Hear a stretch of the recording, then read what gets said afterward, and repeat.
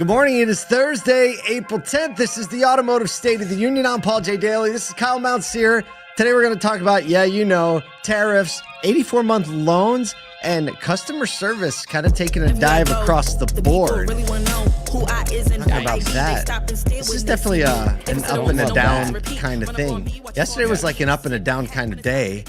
A lot of mixed reality and emotions with the rescinding of the reciprocal tariffs, automotive realizing like I don't know that it fully takes us off the hook. Right. Also heard some news from some OEMs about some of the strategies that they're planning on dealing with tariff price. So just a Wednesday it was yesterday. Just another Wednesday. Yeah, you and I got to be on the ground, which was amazing. It was so good. Yeah, I mean, look, every once in a while we get to step foot in a dealership, whether it's shooting more than cars or just being around. We got to be with Patrick Abad yesterday, and like you were walking through the service drive, like breathing heavily, in the morning.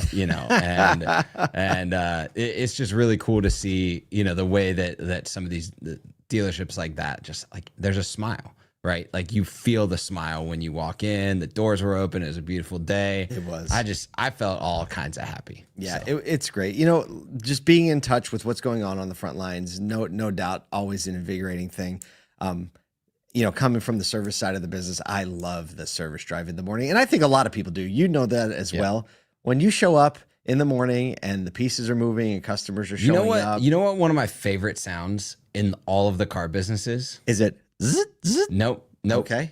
It's which is the roll doors of open. A door opening in the service drive in the morning. Yeah, those fast. Yeah. That is like good. That sound is like, we're here. We're ready to go. Like if you're the guy that gets to hit that button in the morning, the gal that gets to hit that button, it's like unlocking the doors of a restaurant almost. Yeah, it's the same. We're gonna be unlocking the doors to ASOTU CON 2025 in just a little bit over a month. Whoa! Presented by our friends at Reynolds and Goobagoo. Like we say it every day, but every day we get closer, we get more confirmations, more ticket sales, more like things coming together. Like this is the moment where all the swag comes in and the topics come in, and we're starting to like transition and massage some of the topics so they're super relevant when you get there. Without a doubt, we were talking to Patrick Abad about it yesterday, and the recurring theme, and we started releasing a bunch of content about what people feel about what happens at ASOTU CON and how the takeaways that they get. The feel is Patrick's like, this is where you go if you actually want to solve problems, actually be around the innovators. That's David Spizak was saying that. He's like, you can go to 20 groups and you can go to, to your OEM meetings.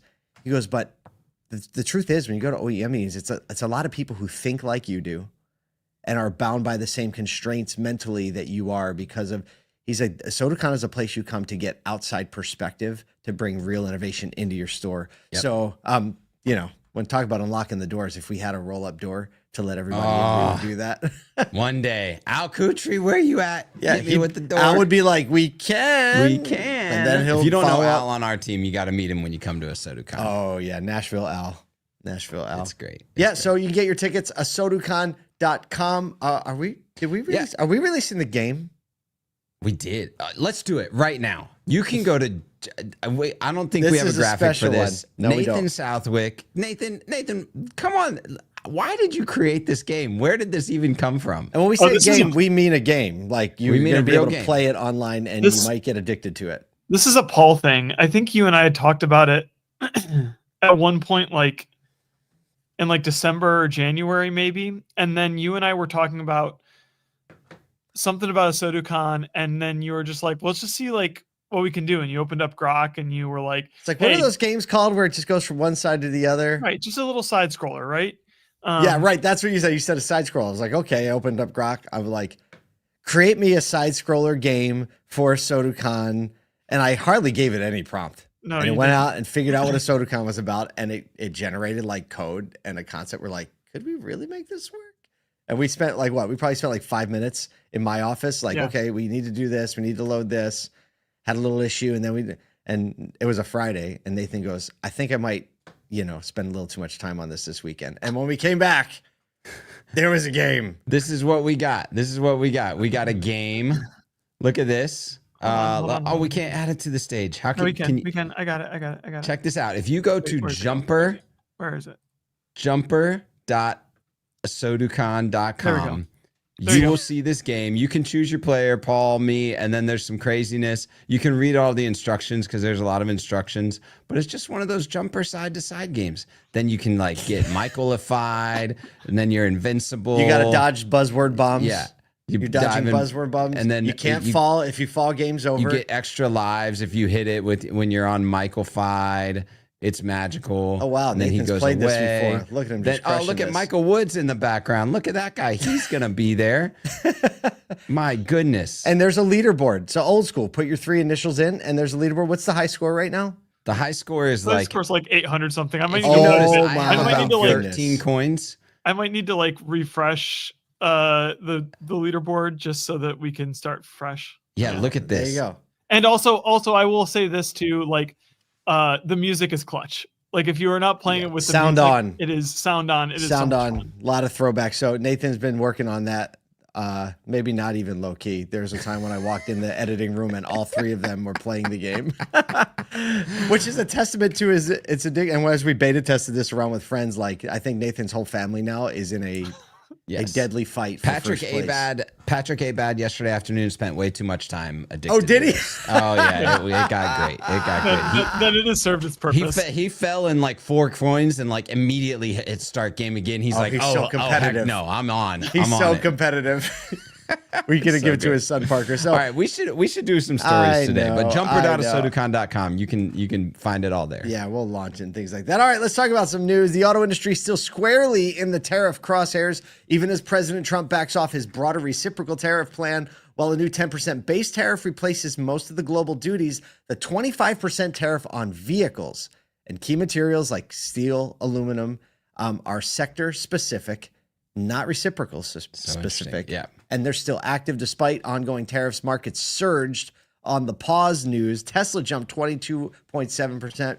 GM was up almost 8%. Ford up over 9%. Industry leaders are pushing for relief from Mish Auto's Glenn Stevens Jr., advocating for protecting international supply chain. So what's Mitch Auto? Is that their ADA? Probably. Yeah. Michigan's Auto Dealer Association, Glenn And they Stevens Jr. they work close because they're Michigan. They work closely with a lot of Canadian suppliers and stuff like that. Got it. Thanks for that context. He's calling the fragmentation harmful to competitiveness. It's hard to, President Trump said he would consider exempting specific companies from tariffs, saying, quote, "We're going to take a look at that." Yeah, just last week. Well, I think it may have been announced this morning, but NVIDIA got some particular kind of consideration. All of they got some considerations for bargaining against, like, hey, we're going to invest in North American U.S. Right, in AI exchange for capacities, actual. right? Oh yeah.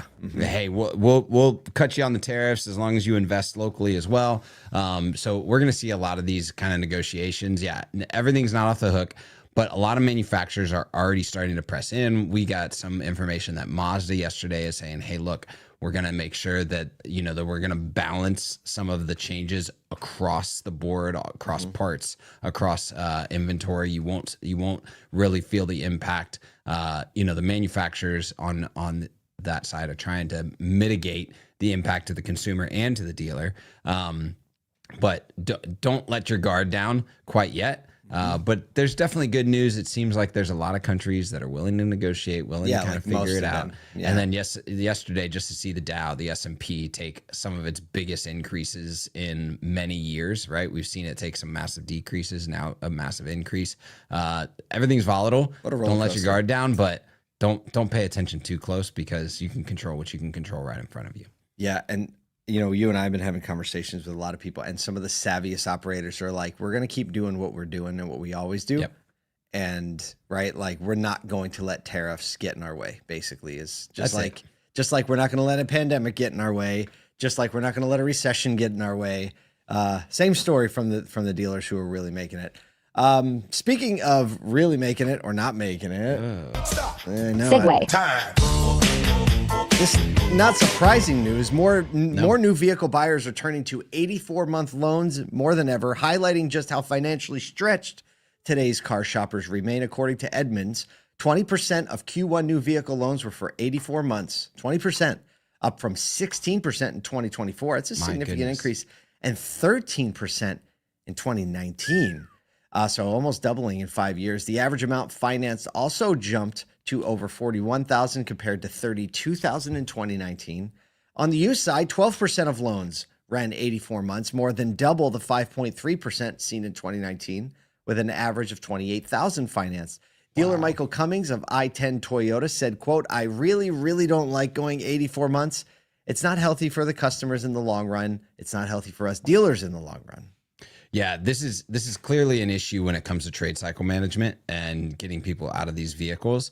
Obviously, when prices go so high, people are still trying to maintain a payment, and lease rates and residuals have not kept pace with the ability to get that low payment. So you still don't have the ability there. And then when you look at anyone that can't qualify for subvented leases, you kind of have to go 84. We'll see if, the market may just change, right? And you may just see trade cycles become a little bit longer. Although, one of the things that I'm talking to dealers about is you're still seeing used car valuations pretty high, and we're going to see that through this year. So, there's kind of a balancing act between like trade cycle management being a little bit worse because of high interest, high term loans, and trade value still being high enough to be able to trade these people out. So I think the market is balanced, but still kind of a scary thing to look at almost doubling on new cars and doubling on used cars, the amount of 84-month loans. Like I remember, if we were going 84 months, in like 2013, stretching. 2014, we were stretching. Like we had two banks that would do it, right? It was a totally different thing. So. Yeah, I think that it definitely increases the value of an aftermarket service contract at the point of sale. For sure. Right, to make sure that vehicle is Gap covered coverage, for the life. right. Gap coverage, mechanical, major mechanical, even the small stuff. I do think the human nature of the desire for change still kicks in, right? That 3-4 years in, a lot of people just start looking. The real point is obviously how likely are they to get out of that vehicle even so they're not rolling a bunch of negative equity. Who the heck knows what the in-market condition is going to be in 3 years? Yeah. We don't even know what's going to be in 3 minutes. We have no clue. But yeah, just like a little sign of the times. Speaking of sign of the times. Stop. Segue. Time. A new report from research firm Retail Touchpoints cites Forrester's 2024 USCS index and reveals that customer service is at its worst level since 2016. Yikes. Despite access to advanced tech, only 3% of brands are said to be truly customer focused, and shoppers are losing their patience. 70% of customers are saying it's hard to find in-store help. 83% of associates say their jobs are too complex. Shoppers are prioritizing speed over flair. 19% say quick item location drives return visits, so the ability to just get in there. Gen AI is gaining traction.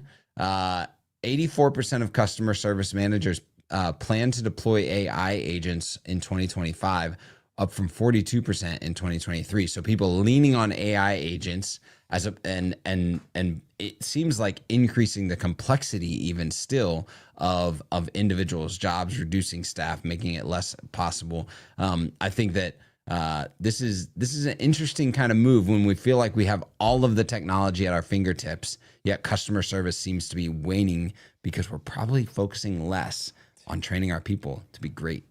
We're going to pull Nathan in for some personal context on this. Come on in, Nathan. Yeah. I have I guess the data is the data. I haven't looked at it. I have a really hard time believing that customer service is worse than it was during COVID. I mean, like a really hard time. Oh, yeah. I mean, it was pretty terrible. Well, but this was since 2016. Well, I guess worse. I know. That's my point. Well, but I mean, we got, especially in the retail business, we got lazy during COVID, and it was a little bit slower. You could slow down, take your time with people. Mm-hmm. And now it's like there's about a pace efficiency, in retail right? that's insane. It's hard to find staff. Nathan, what's your context? Well, so I was out last night with a couple of friends. We were at the mall, and one of my friends wanted to go to Dick's to try on some shoes. He's a runner and he's looking for some new race shoes. Kyle, you and I can geek about that later. But he goes in and he wants to try on 2 separate pairs. And so he lets them know, like, here's what I'm looking for and here's what it is. And and they've got all their stuff that's like, this is Josh and these are the shoes that he wants to go look for, and like it pulls up a thing on their app. The guy comes out with one pair of shoes and my friend is like, hey, is there another? And the guy just sort of like gave him a blank stare, like no. And Josh is like, you sure? Like, and the guy just sort of like shook his head and he walked away, and Josh was like, there's definitely another pair of shoes back there. He just didn't look. And like 2 minutes later, another associate comes out with the second pair of shoes. Right. But just going. Wait, how does this work? You open the app and you like summon shoes from the back? I'm not sure if he did that or if he just let them know that like he's wanted to try on 2 pairs of shoes, and then it like it goes to all their stuff. Well, and I think what this is like it just points to and us in auto retail. I think this is something that we can focus on. It's like, no, you have to go to the end of the road with every single customer interaction. And so if customers are what an opportunity right now. If customers are experiencing lackluster service across retail, right? And they could walk into a dealership and like the variable between great service and lackluster service can be so like very one side to the other. Absolutely. And you can literally like we have an opportunity right now to lead the pack and other people to look in retail at like why does everybody love shopping for a car? You know, it's a great opportunity. We were talking about Will Guidara earlier, and if you remember the interview that you guys did with him last year, he said like in an industry where the expectation is bad, all it takes is caring a little bit more and trying a little bit harder, and it'll put you up over that. That's that top. A great point. Well, great personal context as well. So look, a little bit more. That's all you need. Just try a little bit more today. Focus on that customer service. Focus on serving your team, and I think the other things will fall in line. Thanks for being with us here today. Go to, jumper.asotocon.com.